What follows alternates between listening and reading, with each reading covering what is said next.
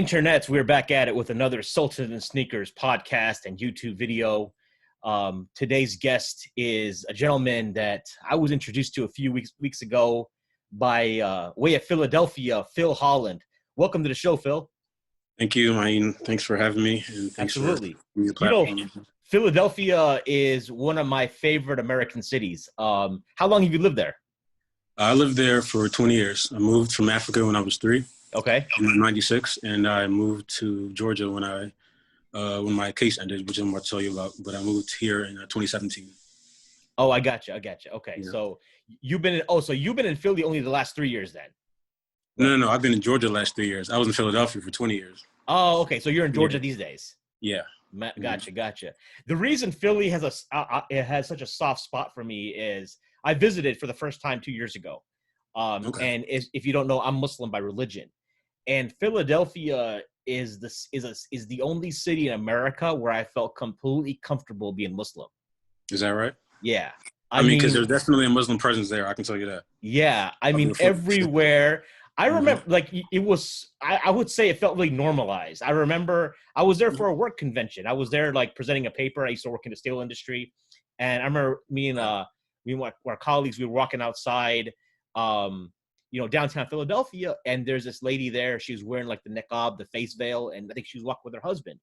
And I started to talk with them, and she was an accountant, and she had these Gucci sunglasses on, and but it was it just seemed like that.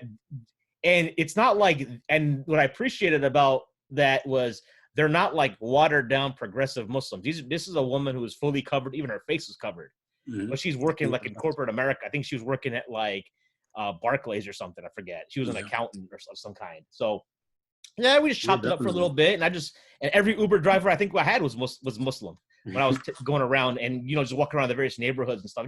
I just felt very much at ease, and considering we're such a small minority in this country. But that's not what I wanted to really talk about. I just want to kind of share that because Philly's the city I hope to get back to, hopefully in the near future. There's an incident that we're really here to talk about, and some of the greater implications of that incident as we're seeing in today's political landscape. So I want to hear about, there's a specific date in mind here. This was April 22nd, 2014. Can you talk a little bit about what happened then, what you were doing, what was going on? Yeah, so 2014, I graduated high school 3 years ago. At this point, I was working 2 jobs. I was working in the airport at a bakery, and second job was the pizza delivery job. And I was also going to school. I think I was taking 2 classes at the time and 1 online class, I think. But that day in particular, I had all 3 things. I went to my job. I woke up at 4 o'clock. My job was 5 to 12 in the morning, in the afternoon. Then I had about an hour to get to my class, which was from 1 to 4. And then the pizza job was 5 to 11. And so that day was a particularly busy day. But besides that, it was just normal, nothing went wrong. Just normal day until it wasn't, right? Yeah. So about 10:30, this is the last delivery of the day. About 10:30, because we would take turns at the pizza shop. If there was an order placed, we had about 3 drivers on a busy day. So if it was my turn, I'd go, and then the next person would go, and it would just rotate like that. Mm-hmm. So the thing was, this particular delivery wasn't even mine to take. It was somebody else's. But he, didn't feel like going or whatever. He said, "Phil, do you want it?" I said, "Sure, I'll take it, whatever." So I took it. And so I got to the house about 10:45, 10:40, something like that. Delivered the cheeseburger to an older woman. Cool, bye, nice tip. And I was walking off the porch, and this is where, if you want to call it an accident, incident, whatever you want to call it. But this is where it starts. I was walking off the porch of the woman that I delivered to, and I saw a car at the top of the block, and it was kind of spinning, doing circles, kind of like Fast and Furious. You see the smoke coming up and all that stuff. It was kind of like that. You mean almost like if you imagine someone doing donuts in the snow? Literally what it was, yeah. Except they were doing the street, but there was a lot. It's not snow when it's April, right? But they're doing that. Okay. Well, it is snowing in April nowadays, but anyway.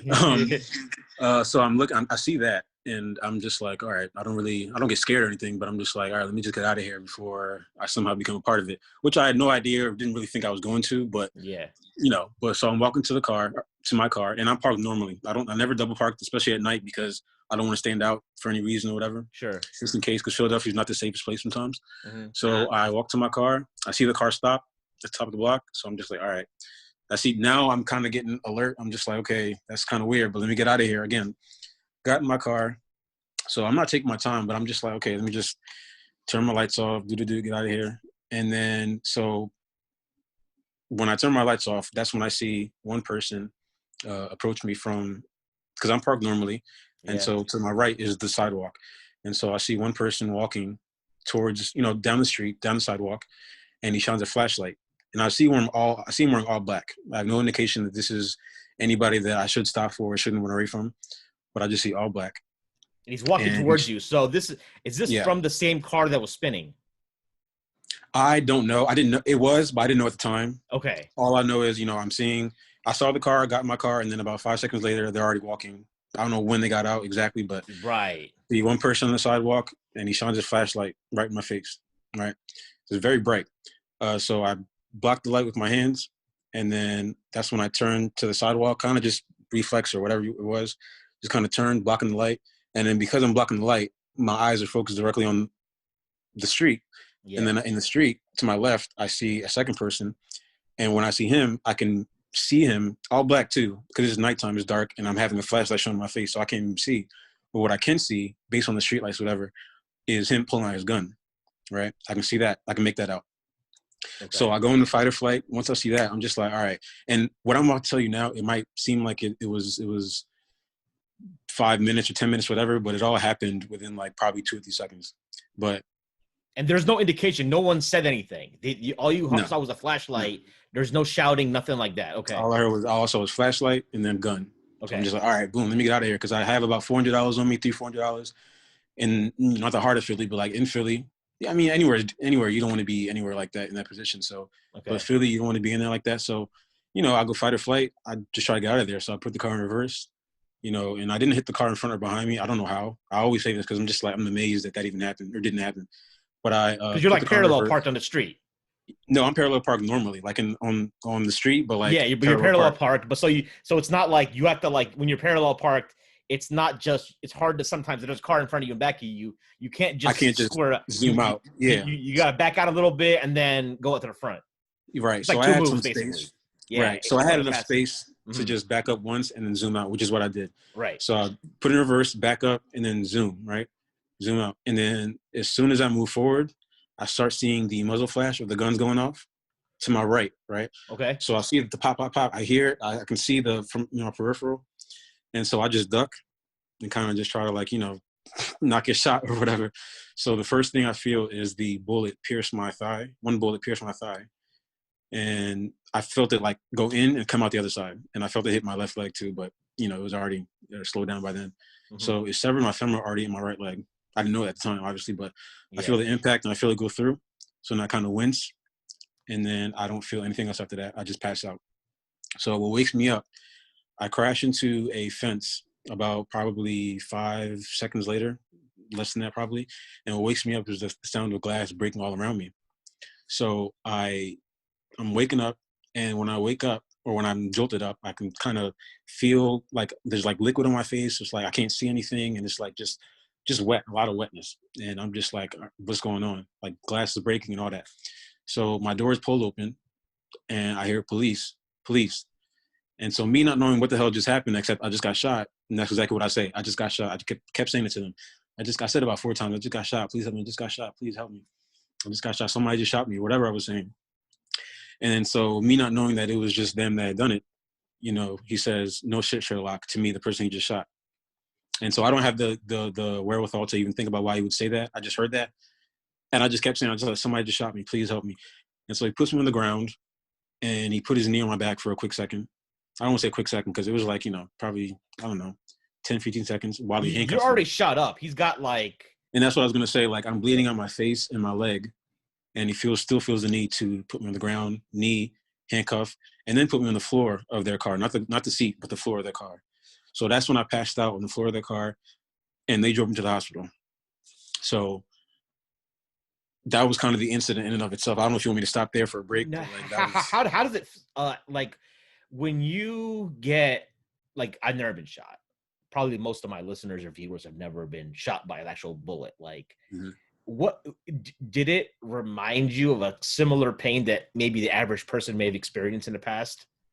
Well, for me, like I've had friends that have been shot before, and I've seen like I don't know where I saw this video, but a man was describing being shot, and our friends described it the same way. It's kind of like it's kind of like a searing, very tight pain, very searing. But for me, because of the way I was shot, the adrenaline was running, and then I got shot right after in the face, and I didn't know this at the time. I just passed out as soon as the bullet hit me in the face.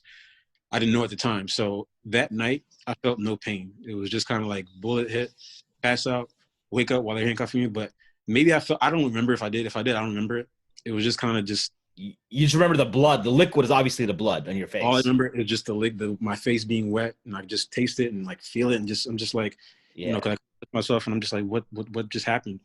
So yeah, that was kind of the incident, and so yeah, no pain. The pain was the next 2 weeks recovering. But that moment, that night, I didn't feel anything like painful. Okay, so they take you to the hospital. What condition are you in at this point? Are you like, are the doctors saying it's life threatening at this point? So I woke up in the ER. Okay. And woke me up was the feeling of like they were kind of cutting all my clothes off to just get to whatever they could operate on, whatever, to my leg, because my femoral artery severed. That's the main vein in your leg.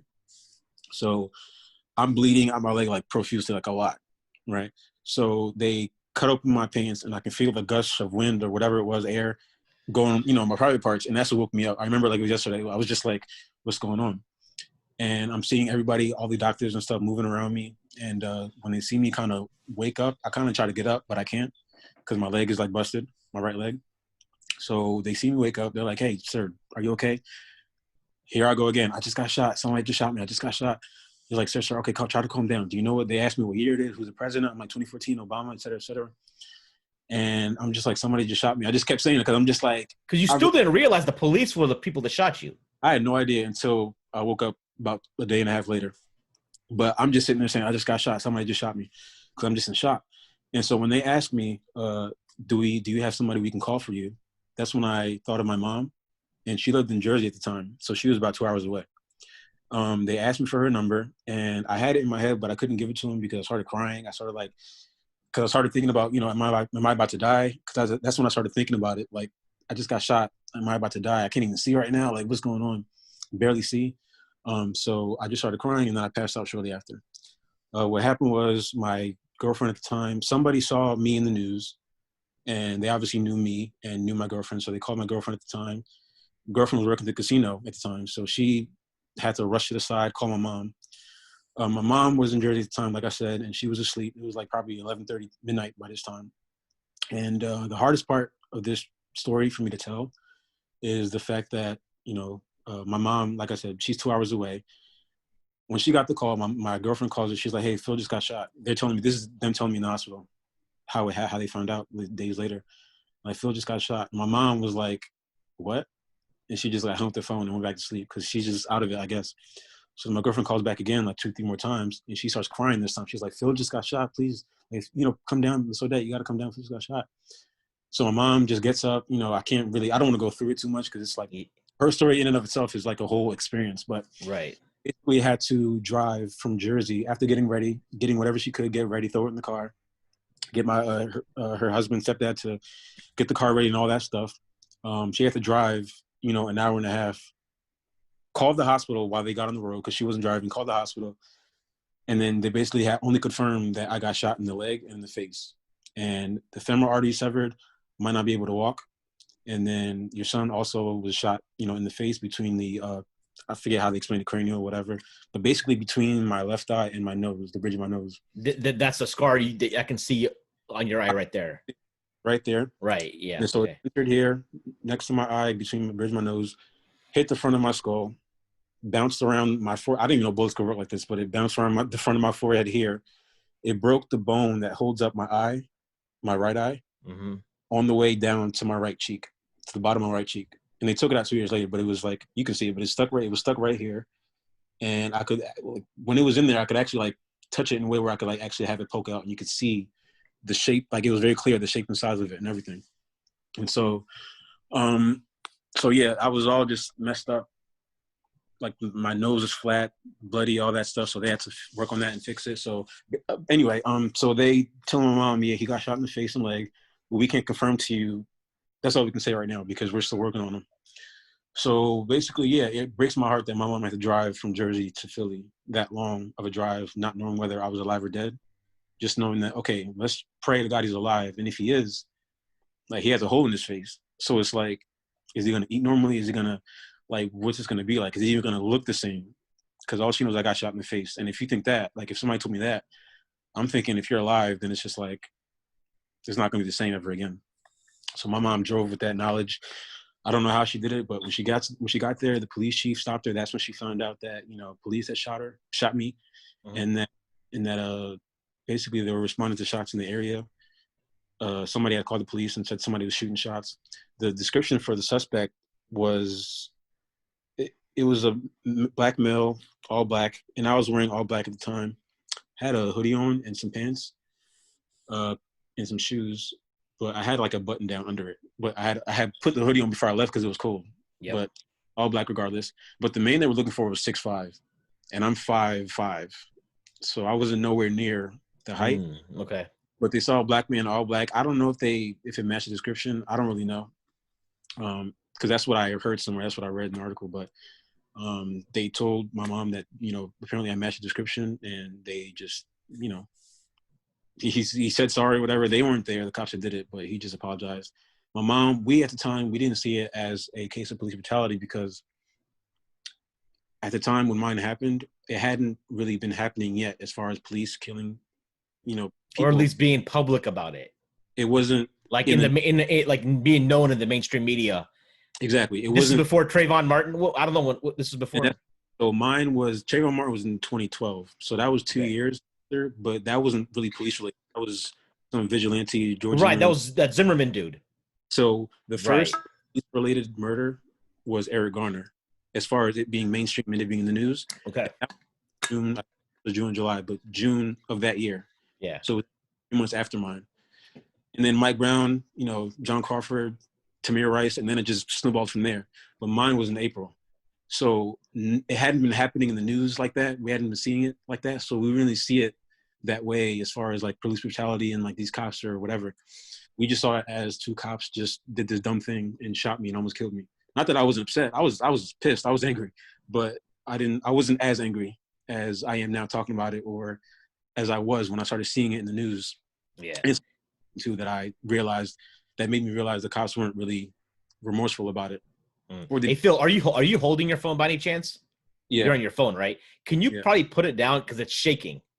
Oh, is it? If you can put it like just rest it on the back of some like that way on the wall or something solid that way because it's shaking a little bit. It's yeah, I got you. Yeah.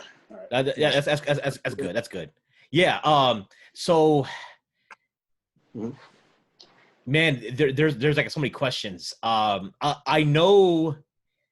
Thinking back at the time, I know you've got a daughter. I've got I've got 3 girls. Back at the time, you I don't think you weren't a father yet, but no. Thinking about now, right? When your daughter was born, you remember when she was born, and out of the hospital. And a week old, she's now what 3 years, like close to 3 years old or something like that. Yeah, she'll be 3 in January. Your mom remembers you like that, right? Mm-hmm. I think that's when you think about like that kind of pain. That's really hard to describe, even though you have survived. But like the idea of your kids being even hurt like that, you know what I'm saying? Even much less. Like, you know what I'm saying? Like my kid, I have my youngest, she's like, she's going to be 2 in December. So she's like running around the house and crawling up the stairs and she doesn't know Like, you know, at that age, they don't realize what can hurt them yet. Like, when she goes up the stairs, she tries, like, her sister just lock up now. And I tell her, like, what are you doing? Like, you're going to, like, fall backwards and, like, roll down, you know, and it's going to hurt. Like, she's going to cry and stuff, right? At the end of the day, it'll be okay. They're pretty resilient. They're built, you know, they're built pretty tough. Definitely, yeah. Yeah. My daughter's falling all the time. She just gets up like. Right. But, like, it still hurts. It's still, like, ideal from a parent's point of view. It's still not, like, you don't like it. So I you know, just thinking about that. When the first thought of, like, shoot, I might die crossed your mind? Was your mom the first person you thought about? Well, the thought crossed my mind only after the doctor asked me, "Do you have somebody we can call?" And then I thought about my mom because that's probably the only number I knew by heart at the time. Yep. Maybe my girlfriend's, but my mom is who I thought of. And so, yeah, when I thought of her, that's when I started thinking about, oh my God, am I going to die? Am I going to see my mom again? Is she going to see me before I die? So that's kind of activated those thoughts before I had. I got you. Yeah. You know, so as far as, do you, in those moments, are you thinking, like, I'm too young, I had so much else to do, I had something else to do in life, what's happening next if I do die? Do those thoughts cross your mind at all? Like, are you? No, I didn't have time to think about all that at that moment. Okay. Those thoughts came after, when I woke up in the hospital, and they still, you know, occur to this day. Some of those questions you just asked, but you know, because obviously I survived, and I still ask myself that, like, what's next? Why did that happen? I was very young. I wasn't even doing anything, et cetera, et cetera. But at that moment, no, I just thought of my mom, and then I just passed out. I didn't have time to think about anything. Sure. So tell me a little bit about the recovery process then. Like, after, you know, so your mom shows up probably a couple of days after, but she gets the news and shows up, but you don't get the news. It seems like there was a delay in the incident happening, and you know, people in your family finding out about the situation. Yeah. So they, like I said, I told you how my mom found out. My two sisters, they saw it on the news. Friends saw it on the news. So most people either saw it on the news or probably social media, Instagram or something like that. One of my friends told me that Meek Mill had tweeted me, and that's how he found out. Like, he saw my news or my face on Meek Mill's page, and he was like, "What the hell?" And then he clicked on it and saw what was going on. So a lot of people found out different ways. But so yeah, when I woke up in the hospital, it was about, because this happened at 11 o'clock Tuesday night, and so I was out until Wednesday night. So I think, yeah, about a day. And I probably have that wrong. I forget. It's been a while. But I woke up, and when I woke up, I had my face was too swollen to open my eyes. So I couldn't open my eyes, and I had a tube down my throat. So I could see a little bit, like, out one of my eyes, but they were so swollen I could barely see anything. But I could see my mom. I could hear my mom standing over me, and she could see me waking up. And that's when she told me what happened, that it was police that just shot me. And like I said, at the time, we didn't really see it as police brutality. So if it happened like a year ago, 2 years ago, it would have been different. But back then, I'm just like, why? Like, what did I do? And right. She explained, you know, mistaken identity kind of thing. That's what they try to chalk it up as, like, oh, you know. And then not to fast forward, but I was actually, after I got everything taken off and I could see, I was looking it up in the articles and Googling my name, because my friends said they saw me in the news and stuff. And so I Googled it, and I'm looking in the article, and they're telling me, the cops are saying to the media that they actually announced themselves, and that, you know, I tried to run away from them, and I tried to run them over, which is why they felt the need to fire, because, you know, they had announced themselves, and I was still choosing to run away, which obviously was not the case at all.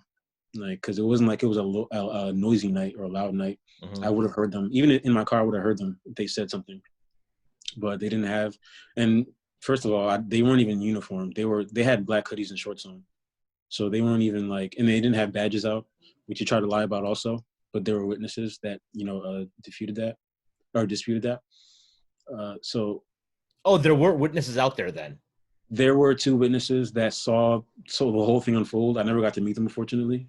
Okay. But, and I hope that they're listening to one of these podcasts and reach out to me one day so I can meet them. But they saw the whole thing unfold, and they saw that the cops didn't have badges on them and didn't hear anybody screaming or anything like that. but they had their badges out after the rest of the cops and backup came after the whole incident had already unfolded. Mm-hmm. And then when they tried to walk up to the cops and get their statement, they were actually shooed away. So that's one of the things that I saw that told me that the cops weren't really, you know, Being that's honest what they about. realized what it really was. Mm-hmm. But back to the recovery. She told me that it was cops. So I'm just like, why? And my thing was I had a tooth down my throat, so I wasn't talking yet. When I was moving and I couldn't realize I couldn't talk because I tried to pull on the tube, my mom was like, don't pull on it. It's, you know, in your throat. Like, don't do that. So I kind of just motioned to write something. So she gave me like a dry erase board and a marker, and I was kind of just writing on that blind for the first like day or so to talk and stuff. So I would ask after I talked about the accident, you know, I asked about the game because the playoffs were on, NBA playoffs were on at the time. So I asked about the game, asked if they could put it on, you know, so I could listen to it. And I asked about, you know, because it had been a day, and that's a lot, and because it was the first round, I think, so a lot of games had been happening. So I just started asking about the game, and they were just like, you know, what do you, like, you just got shot, and I'm just like, yeah, but you know, the games are still going on, so I'll be shot tomorrow. So, but who are you I think you're a Sixers fan? No, I'm not. I don't have an NBA team. I just have favorite players. Okay. But favorite player at the time, and still is, Derrick Rose. So, but I was asking about the Rockets game, Blazers game. But yeah. So recovery, I was in the hospital for a week. Oh, before I even say that, they basically had to, for my right leg, to fix that. They did emergency surgery on my face. They were able to get that together. But for my leg, they had to do that separately 2 days later. They had to because my femur already got severed, there's a lot of blood in that artery. And so the bullet went straight clean through. So there were 2 holes in my leg and the blood was pouring out, but the holes were too small for the blood to come out. So basically my leg was swelling up with all this excess blood, you know, outside of the vein where it should be. So they basically had to do a triple bypass, which is where they cut open like 3 giant incisions on both sides of my ankle and one side of my thigh to let all the blood out. So then that way they can, like, you know, sew it up and redo it. I'm not a doctor, so I can't explain it, but sure. They said if that didn't work, they would have had to amputate the leg because the femoral artery was like gone. But they basically were able to do their magic. Penn Hospital in Pennsylvania. Sorry. Yeah. They were able to do their magic, and you know, shout out to them. And they fixed it. And so, yeah, I saw the pictures of your leg on your Instagram. I was gonna say I have pictures up there. If you when you had reached out to me, the first thing I did was like I wanted to verify, like I wasn't getting spam or something. Yeah. You know, I was like, this is a real case. Like, holy crap, this has really happened, right? I'm interested in knowing, like, you know, you're at the time of this incident, you're 20 years old. You know, we both can see we both have our sight. You know, we're blessed to have our sight. When you know you're waking up and you're, you know, you can barely see. You know, what's your camera shut off, by the way? Oh, I'm sorry. Battery. Yeah. So basically, what's your is that going through your mind? Like, I can't see. Does it, like, you're not freaking out about it? Oh, I am, because I couldn't talk either, because I had the tooth down my throat, and it was painful. So not only am I scared, I'm irritated because I'm in pain. I'm in this hospital. I got to go to school. I got to go to work. Like, what's going on? So I got the tooth down my throat. My face was bandaged, but I'm pretty sure you saw. But yeah, after they took it off, face was still swollen. I had a little bandage on my nose to keep it the bone the way it should be, to keep it from falling apart because it was in pieces. But yeah, I couldn't see, and I'm just like, yeah, what's going on? Because at the time, I still didn't know I was shot in the face when I first woke up. So I don't even know why I can't even see. I'm just like, I got shot in the leg. I know that, but I don't even know why I can't see. So that's the first thing my mom said to me, I believe, was, you were shot by police. And then she told me, yeah, they shot you in the face. And I'm just like, what? Because I didn't even know that until just now. And this happened about, a day and a half ago. Sure. Now, let me ask you this. So you said you were in hospital for about 2 weeks? I was in the hospital for 1 week, and I was in a rehab facility down the street for another week. So it was exactly 14 days, 2 weeks. Okay.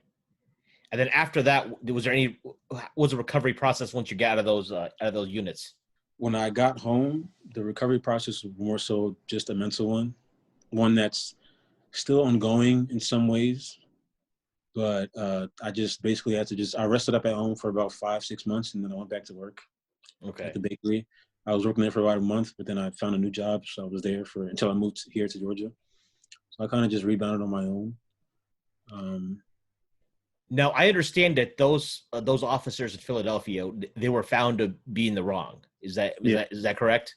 Yeah, because it wasn't, first of all, they weren't in the right jurisdiction. Like they weren't from that precinct or whatever. Okay. I don't know. So I still don't know to this day how they ended up over there. But first of all, they weren't in the right spot, in the right area, or where they should be, I should say. And two, Philadelphia law, Pennsylvania law was that you're not supposed to fire moving vehicles. And then on top of that, I didn't have any drugs or alcohol, or I wasn't intoxicated or anything like that. I was just delivering pizza. So that was like, just, they had nothing on me. And so one thing that happened was when I was doing my deposition for the case, not to move too fast or too forward, but this is just an indication of what kind of people they were. I'm pretty sure you know what a deposition is, but for those listening who don't know, deposition is when you tell what happened and they have it on record, like they record you saying it, speaking it, and they have it on record. So when I did mine, I was scheduled to do mine. They tried to be there, and my lawyer was like, "No, we're not going to do that because why would they want to be there? Because you're not supposed to be there for the other party deposition." Okay. But then we found out that there's no legal precedent for them not to be there. We can't prevent them from being there. So the second time I went up to the office downtown and I walked in, and my lawyer walked in shortly after me, and she walked up to me. She was like, "Hey, are you okay? Are you okay?" And I'm like, "Why?" She's like, "Because you're here." And I was like, "Who's here?"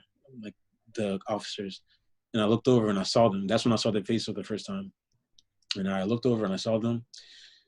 I don't even have time to describe the emotions that I felt in that moment. But when they walked into the elevator to go upstairs first, one of them made eye contact with me. And I stared back at him because I'm just like angry and like just like, F you, whatever.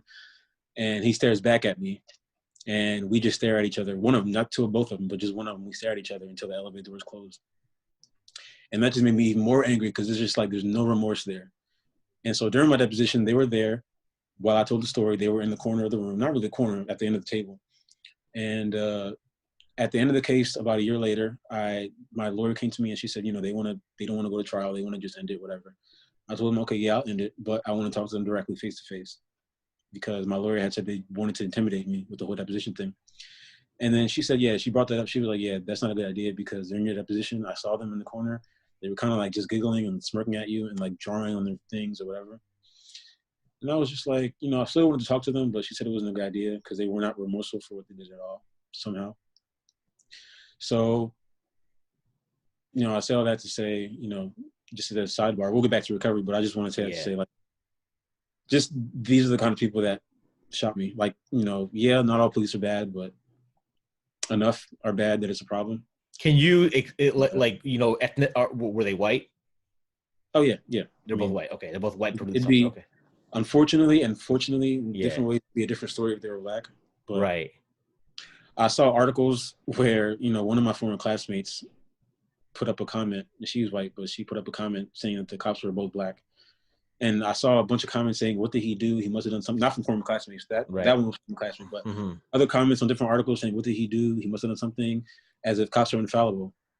And it's just not the case. In fact, we know about corrupt cops, but anyway, before we can come back to that. But anything else on the recovery side that you want to cover, as we have about 20 minutes left?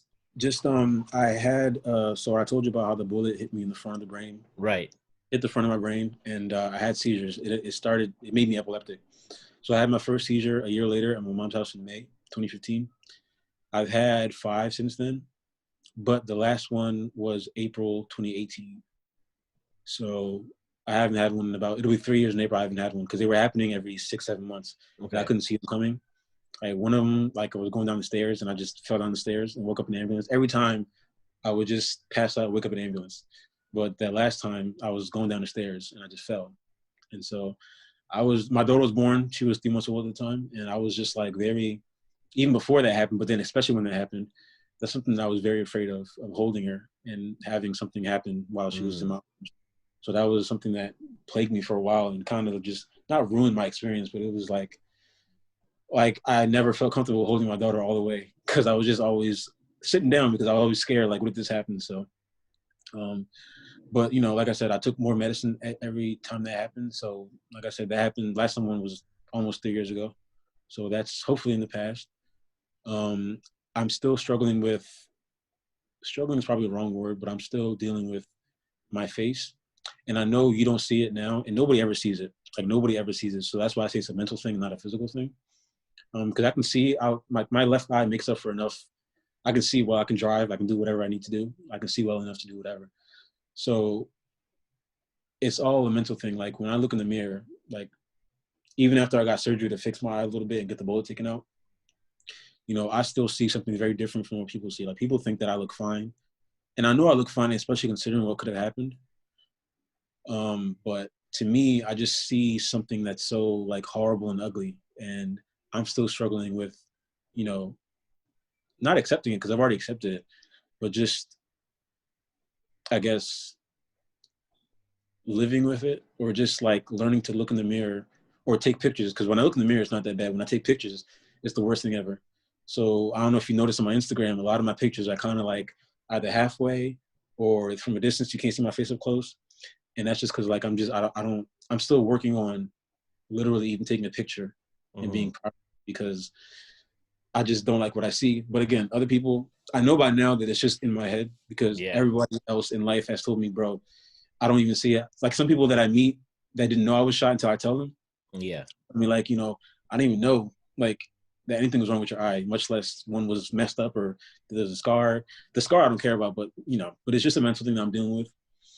Besides that, I don't even like saying that, because obviously I'm blessed, and I could be, besides dead, way worse. Like, it could be so much worse. And that's why, not to end this, not to wrap it up, but that's why my story is really, I don't want it to be a negative one.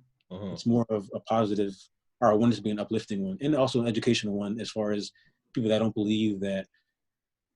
Because, whenever somebody gets shot by police in the media, people will think that, he had a criminal past, or if he did, that he deserved it, or, like, what did he do, or something like that. And it's just like, sometimes these cops, if you're going to call it a mistake, make mistakes, but these cops do shoot and kill people for no reason, unfortunately. Whether it's intentional, that's another subject, which we might not have time for today. But like, I just told you what I was doing when it happened, and I don't have a criminal past. I still don't to this day. So what was your perspective towards cops before this incident happened? Before, I mean, believe it or not, it's still the same. Well, not the same, because now, especially after it happened, I've been seeing it happen in the news. I know cops aren't just like people that always serve and protect, and they're always, doing the right thing. Because obviously, when you're young, you think police officers are just, but before that happened, you grow up and you see things, you watch TV, you watch sitcoms, and you see that police are corrupt and whatever. So I saw that stuff, but me personally, I didn't have any.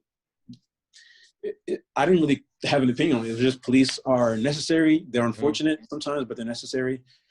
It's kind of like whatever. But after I got shot, I still don't say, F12 or whatever, like, excuse my language, but, F all cops or whatever. I don't say that, but I still, it's kind of complicated. Like, people ask me if I'm scared. Like, when I see cops, when I pass by cops, I don't get nervous when I've gotten pulled over probably twice in the past 6 years. I don't get nervous.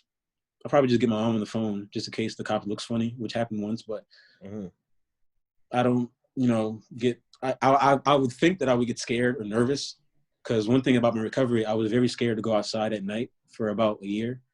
And I was not comfortable sitting in a car at night at all. Like, it was a no-go for me for about 2-3 years. So, but seeing a cop, passing by, walking by a cop, driving by a cop, whether it was at night or not, never felt anything. I don't know why, but I never changed. It's just more of on a broader perspective, like on a broader scale, how I feel about cops. It's just like, I wouldn't say cops should be abolished, because, that'd be, but it's just, as far as defunding the police, I definitely am for that. And some kind of what you mean by that is some kind of reform, not because reform. There's got to be some reform. We need police, but at the same time, we don't need them shooting us and having a section of us be afraid of them to the point where we're considering whether we should even call the cops, or just rock out with whatever's going on or deal with it. Because Right. a lot of these cases, the cops are called to help, and they end up abusing or killing whoever needs help or whatever is going on. So that's basically the reason I'm telling my story. There's a lot of reasons. One, pandemic has affected everybody in different ways, and I was actually quarantined like for real. So I was in my house for about a month and a half straight. Not straight. I was going to the store a little bit, but I was really in the house like all day, and I had a lot of time to think about what I wanted to do and what I wanted to do next. And then George Floyd happened, and I was already thinking about sharing my story. But then when that happened, I think it was May. When that happened, it was just kind of like I'd seen it happen so often that every time it happened, I felt bad for keeping my story tight, because by then, by about 3 cases later, I started seeing it as a case of police brutality. But 6 years later, I'm mad it took so long, because I feel like I could have made a difference earlier if I'd have went public with it, maybe. But when George Floyd happened, I was just like, I just need to make some kind of difference. I don't know what my role is, but I deleted my Instagram back when the whole thing happened, but I made a second one back in June. And I started kind of just with that mindset, just kind of put the story out there, not for fame or notoriety, because I could really care less. I really don't actually want, the reason I didn't put my story out there sooner, even though I didn't see it that way, was because I was afraid, what if the cops come back after me or whatever. Now it's just like, I wanted to be private. But after a while, like I said, just seeing it over and over, it was just like, all right, I got to put my story out there. I'm tired of people being killed, and then they're questioned, like they're killed straight up. And then they're being questioned about what they did, or, Breonna Taylor, she shouldn't have been sleeping, or she shouldn't have been hiding in the hallway, or she shouldn't have been doing this and that, as if she deserves what happened to her. George Floyd, he shouldn't have been, allegedly, I don't know, even if he was, let's say he was on PCP or drugs. Are you saying that he deserved to be killed, Right. especially like that? Or some people were like, oh, well, he was a porn star. I'm like, so what? Listen, I mean, that's not even an excuse, because yeah, right. I mean, it's just, I'm not going to get on that, but we all, so what does that even mean? But, or Jacob Blake was a rapist. I don't like to touch Jacob Blake too much, but even that, he didn't deserve to get shot in the back 7 times. So I'm tired. I was just tired of seeing that over and over. So that's one of the reasons why I shared my story, is to just show that these people, innocent or not, don't deserve what happens to them. Yeah. I mean, there is a justice system that's supposed to let you go through a court system where you don't have, and I think where people are frustrated is that you can have like a Dylan Roof go into a church in South Carolina and shoot up an all-black congregation and then get Burger King. Or you got the little guy, what's his name, Kyle Rittenhouse. Yeah, right. It's just like the double standard is so apparent that the refusal to understand it becomes very frustrating. And that's why I was on Facebook and Instagram back in August, and I was actually not arguing, but talking to people under certain comment sections, just really engaging and seeing why they think what they think. Some people really don't understand, and I did have some good conversations, but other people some people are trolls, so I'm not going to count them. Yeah. But other people just really refuse to believe that, whether it's systemic racism, police brutality, some people think that if you don't do the crime, then nothing will happen to you, which I just told you my story. Sure. I did nothing of the sort, and I still got shot. Some people just think that we deserve it. I mean, there's some racist people, or some people think that, I mean, there's so many different opinions that people just, or even Black Lives Matter, like that's a whole nother subject that we're not going to time for. But right. Even the refusal to understand where that comes from, or why it exists, or why people are so passionate or adamant about it, is I've had to explain the disproportionate, the ratio of blacks being killed to whites, because people love to say, if it's not black on black crime, people love to say, well, white people are shot way more than the cops. And it's like, well, that kind of makes sense, because, there are way more white people than black people. Right. We make 50%. And I'm not explaining this to you, I'm explaining it to whoever's listening or whoever, but right. We're shot way more than we should be. For somebody that makes up 30% of the population, we're shot way more than we should be. And we're seeing it in the news now, so it can't be denied. But some people like to say, oh, well, this person just got shot, we don't see it in the news. And it's just like, well, like, for example, the little boy that got shot in August by the black neighbor. One, that wasn't even police related, but two, the killer was arrested and justice was served. Not to say that, it's okay now because the boy's so dead, but if these cops were getting justice, if these families were getting justice and the cops were getting arrested and doing jail time or actually getting punished for what they did, which is murder, then Black Lives Matter probably wouldn't be a thing, because it's like, well, maybe it would be, because cops still shouldn't be killing people, because that's still a problem. But the fact that they're getting away with it on top of it is why Black Lives Matter is what it is. Yeah.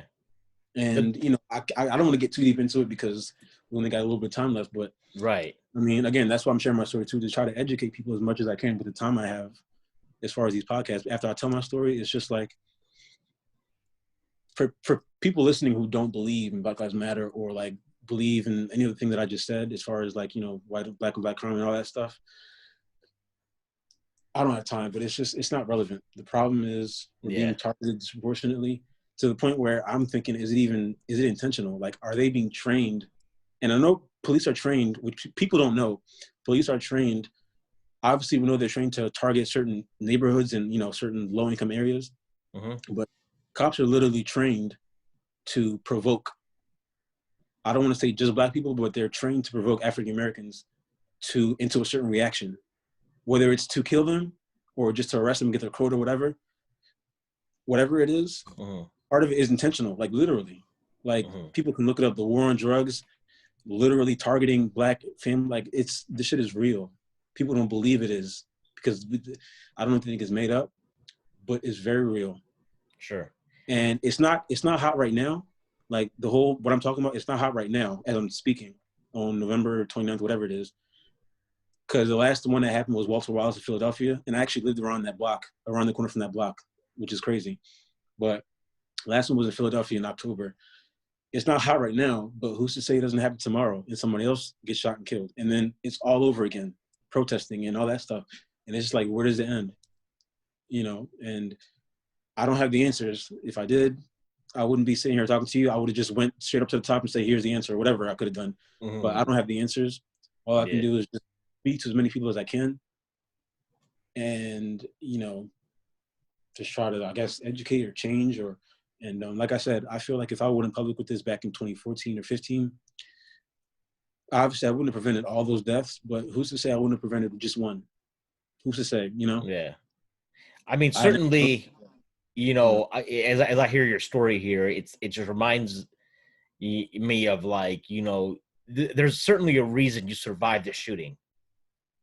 You know, I mean, there's a greater purpose in all this that I think you're maybe trying to figure out right now, and maybe you're identifying parts of it. I think that's what you're. Is that something that, as I guess moving forward, is that something that you really have, you know, recognized that, like, hey, there's a reason beyond me just living, but a much greater purpose that I need to push forward because I survived this and lived. I thought about that a lot, especially after the accident. It's like, especially the couple months afterwards. And when I had my daughter, not to say she was a distraction, but I was kind of focused on that because I wanted a kid since high school. So that wasn't like something that just happened. Like, you know, I had baby fever. I just held off because I was like, you know, wanted to be secure. And then I got shot. So I was worried about that. But once I was situated and whatever, I kind of just jumped into that.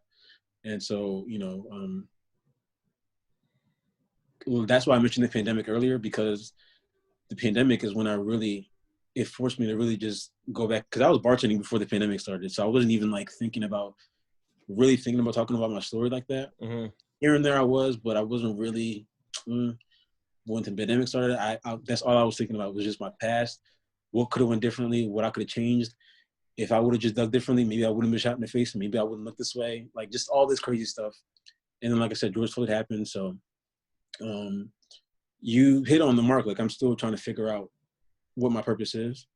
And my daughter being here, I know she's part of it, but, you know, I know for a fact I need to be talking about this. I feel like it's, you know, not too late, but it's just, I waited a long time to do it, too long, but it's not too late. So, you know, that's part of it. Like, just sharing the story. I know that's part of why I'm still here. Like, because there's no way that I'm going to sit here and keep seeing people die similarly in similar ways, like getting shot, knee on the back, whatever. Like, it's just always something that relates to me.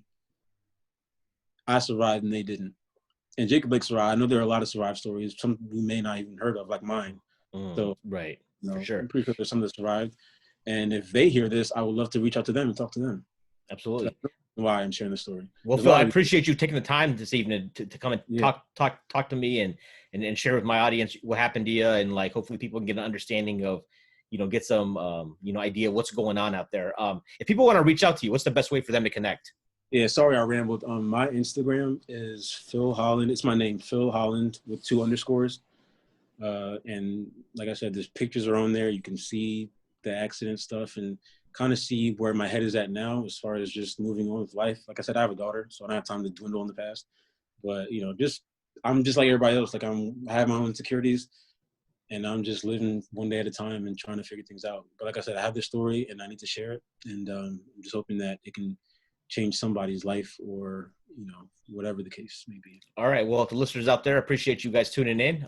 You can view this video on YouTube. If you want the audio version, check us out on Apple Podcasts, Google Podcasts, Stitcher, Pocket Casts, or Spotify.